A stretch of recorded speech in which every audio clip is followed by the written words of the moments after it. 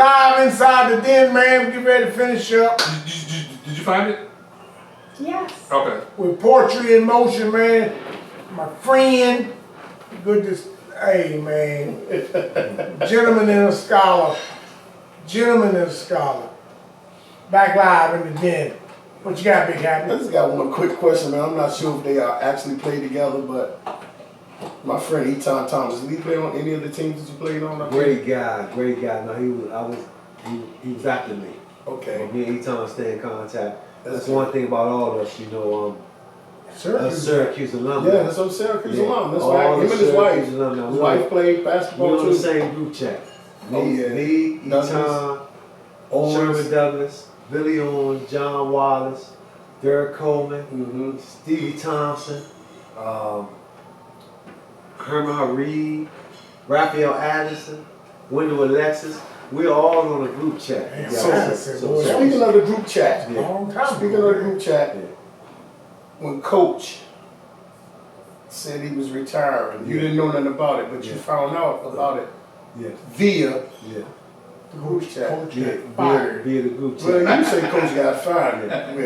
What should tell Well, we go ahead. Coach's departure. Yeah. Coach's departure, or sometimes we call it you wear out your welcome. Yeah, you wore out your welcome. Yeah, but you found out it via that particular group chat. Found out on a group chat right after they lost to Wake Forest. Right. In the ACC tournament. So that was the thing. It was all about the timing. It wasn't about the firing. It was about how it happened and the time when it happened right after we lost.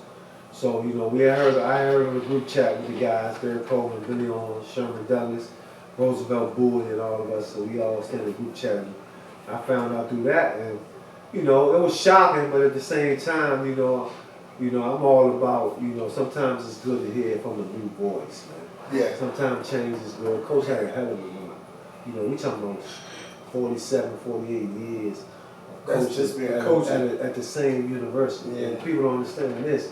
You know, if they didn't take his 100 wins away from him, he would be #1 over Krzyzewski. Right.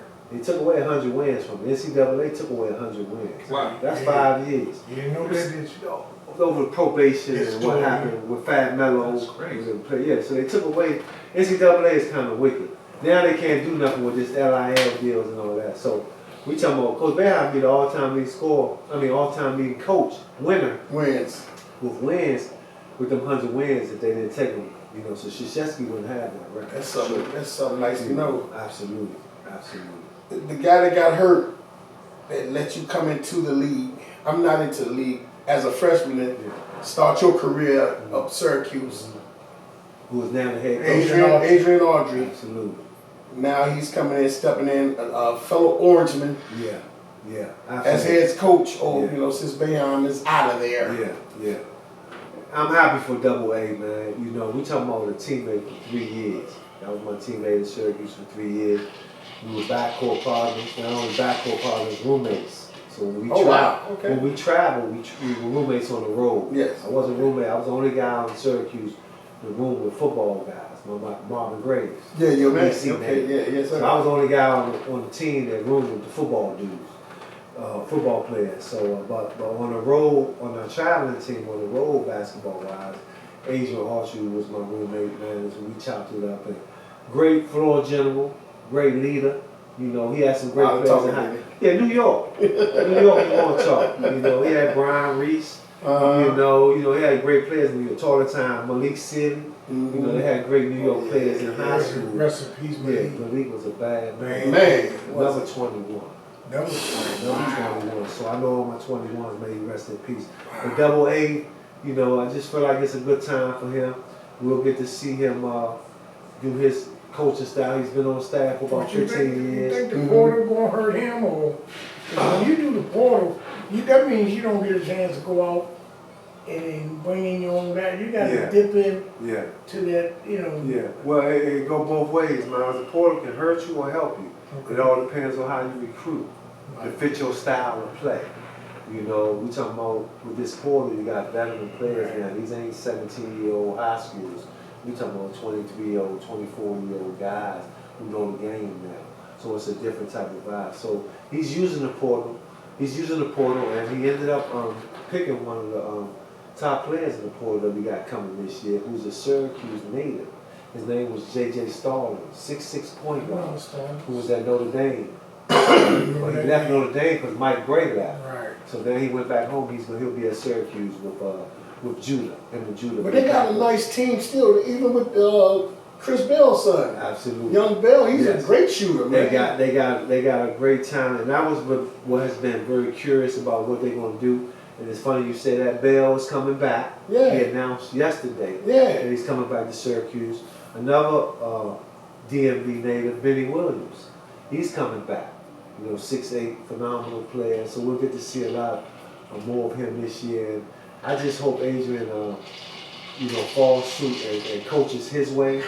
Of course you learn from the best and coach behind, but you have to still do it your way. 15 years been on that bench, man. Absolutely. So do it yourself. You know how to be, And what I'm saying is man to man, not all zone. Have y'all talked about a possible reunion on the bench? Well, no, we haven't talked about it at this time. I've honestly. You got a lot of knowledge. Yeah. I mean, Syracuse alum. Yeah. Ain't like he, doing you a favor. Right. It'd be beneficial. Right. Absolutely. I agree with you, and I'm always here, open arms for him if he needs me. I've talked to him as far as congratulating him on this situation, but sometimes you gotta let things play out the way they play out, and just always let them know that you were here for them. But like you said, Miles, as far as the DMV, when it comes to recruiting and everything, I know a lot of great players. And the players now, the coaches now, were the players when I was playing. So it wouldn't be hard for me to walk in a family, a household, to talk to a parent who saw me play. So it's all about time, and hopefully in the future we'll see if they make the right decision. Well, Autry, you watching this? Poetry in motion. Syracuse alum. You ain't doing no favor. That guy got a resume.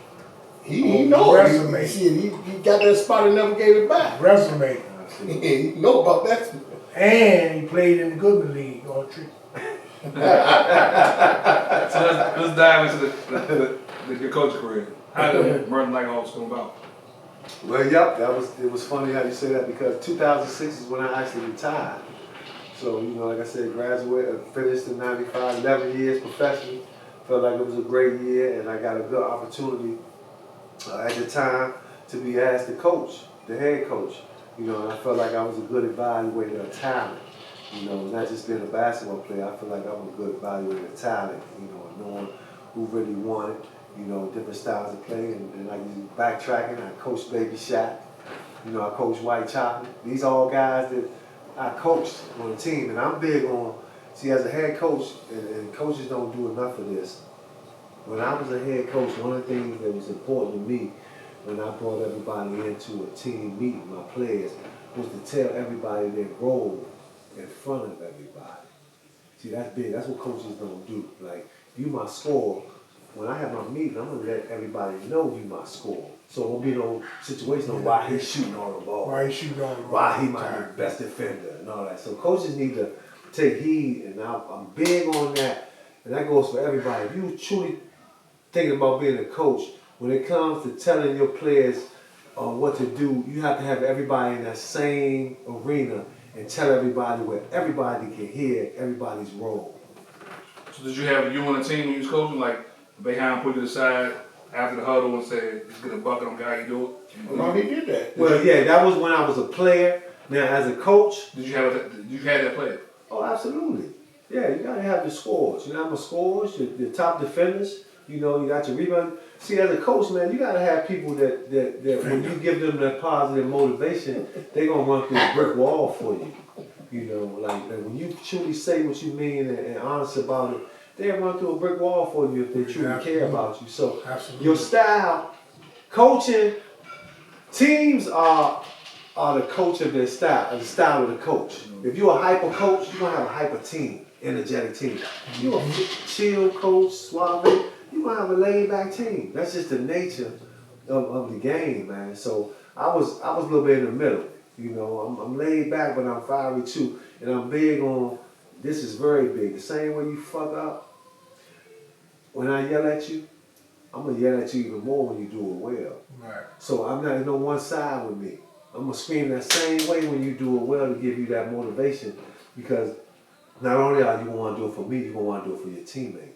And that's the thing. So I'm big on, like, you know, I tell the kids now that I train, you know, when your teammate is taking a shot, you might have been open. Don't get mad. Oh man, I was open. No, give him that positive motivation. I said, all right, homie, you gonna make the next shot.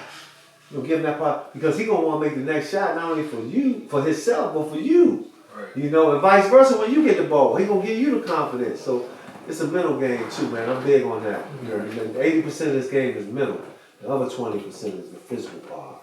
So why did you stop coaching? Well, you know, dealing with the parents. You know, that's another thing. I like the training That's a individual. super Yeah, parents, man. Parents, you know, dealing with parents who think are trying to play for their child instead of giving them that positive motivation. At the end of the day, and this goes for all you parents, understand this comes from my heart. When you are, all we need from you as a parent when it comes to your child playing is to give them positive motivation. That's it. Don't why you didn't play or none of that. Nah, it's about giving them positive motivation into being the best player that they can be. And that's what you got to push in them and instill in them. But a lot of these parents try to play through their child because they never played the game or they thought they could play on